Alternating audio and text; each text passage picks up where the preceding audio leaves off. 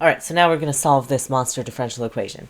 We're not going to use the method of undetermined coefficients and do all these initial condition business things.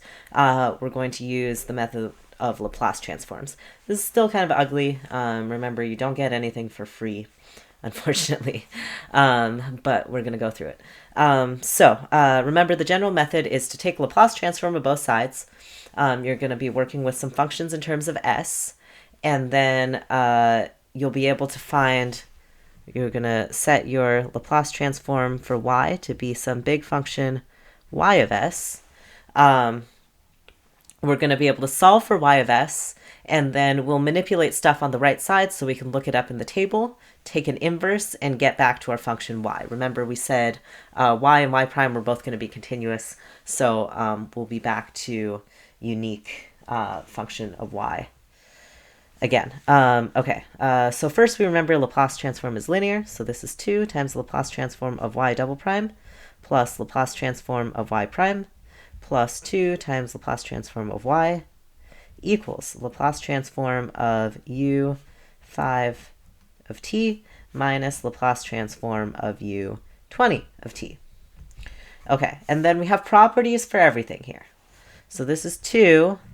Remember our property for y double prime, we had this big, we had this first term, and then we had subtract a bunch of terms. Here there's not that many terms. It's y double prime, so we're just going to subtract y of 0 minus y prime of 0. The power of s goes down each time. Okay, plus Laplace transform of y prime is a similar looking thing, except we start with s to the 1, y of s minus little y of 0. And then plus 2 times Laplace transform of y is just big y of s.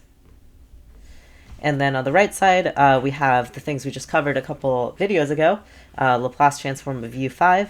We had that formula. It was e to the minus 5s over s. And if you forgot, you can look it up in the table.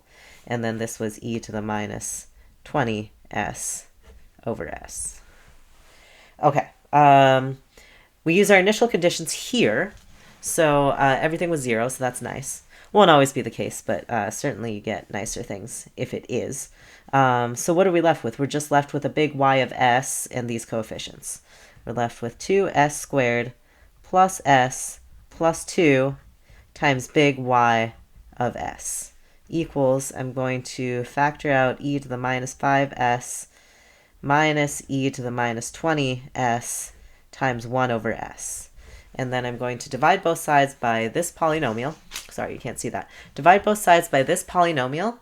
And then I'm going to get some big, ugly rational function over there.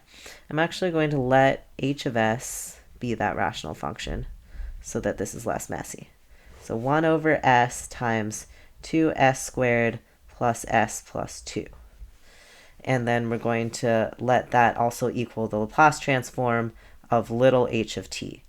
So in this process, I'm going to find little h of t, and then that's going to let me help me to find little y of t. Okay, so big y of s is then e to the minus 5s minus e to the minus 20s times h of s. And so let's just walk through a blueprint of what's going to happen. Once I expand this out, I'm going to be able to use property 13 to incorporate those e to the powers. So as long as I found little h, that's going to be like little f, and then I'm going to be able to multiply by unit step functions and shift them over to get the inverse Laplace transform of this kind of thing. Okay, so I'm not too concerned as long as I can find little h.